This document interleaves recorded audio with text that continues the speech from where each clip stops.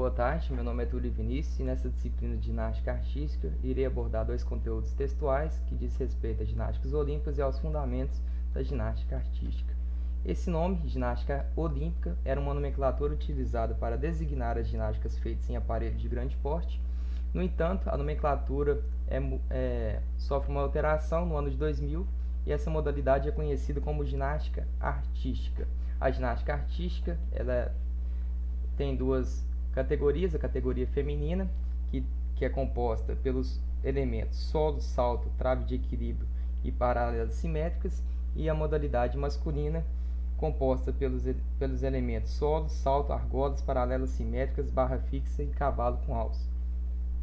Como eu disse, ginástica olímpica é a mesma modalidade, só muda o nome, agora conhecido então como ginástica artística. Ginásticas que são consideradas ginásticas olímpicas são aquelas que fazem parte do programa olímpico. Podemos falar da ginástica artística masculina, ginástica artística feminina, ginástica rítmica e ginástica de trampolim. Outras duas ginásticas, essas que não participam do programa, são a ginástica acrobática e ginástica aeróbica. Falando agora sobre os critérios de inserção para o programa olímpico, existem 9 critérios, mas eu vou falar nesse conteúdo textual de 2. O primeiro deles é falando que para que haja a sua inserção no programa olímpico, ela deve ser praticada em grande quantidade de países. Por exemplo, na categoria masculina deve ter a prática em 75 países e 4 continentes. Na feminina, 40 países e 3 continentes.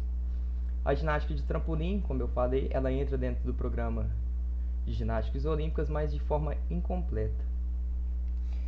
Falando um pouco sobre a ginástica artística, ela está presente desde 1896 em Atenas, era uma modalidade apenas masculina, e somente em 1928 em Amsterdã foi considerada também feminina.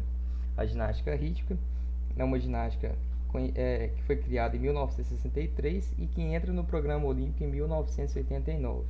Já a ginástica de trampolim, ela entra no programa em 1999. Vamos falar agora sobre os fundamentos da GA. É importante a gente entender que os movimentos ginásticos são diferentes de elementos ginásticos, que são diferentes dos fundamentos ginásticos. Os movimentos ginásticos são aquelas categorias de um elemento ou de um fundamento. Já o elemento é o conjunto de fundamentos e os fundamentos são aquelas ações motores que caracterizam a ginástica. Por exemplo, o fundamento movimento estático ele está presente no elemento parada de mãos, que está presente no movimento ginástico de apoio e de equilíbrio. Os movimentos ginásticos eles ocorrem a partir de 8 fundamentos, né? Então, na posição estática a gente tem 3 fundamentos: equilíbrio, apoio e suspensão. Nos exercícios dinâmicos lineares temos 2 fundamentos, de deslocamento e salto, e nos rotacionais, rotações e balanço.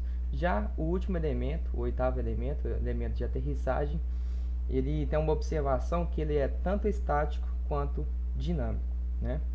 Os movimentos, para concluir, os movimentos ginásticos eles são compostos por diferentes fundamentos, como eu disse anteriormente, e, por exemplo, em um movimento ginástico é possível ter, vamos dar um exemplo, deslocamento, saltos, rotações e também aterrissagens.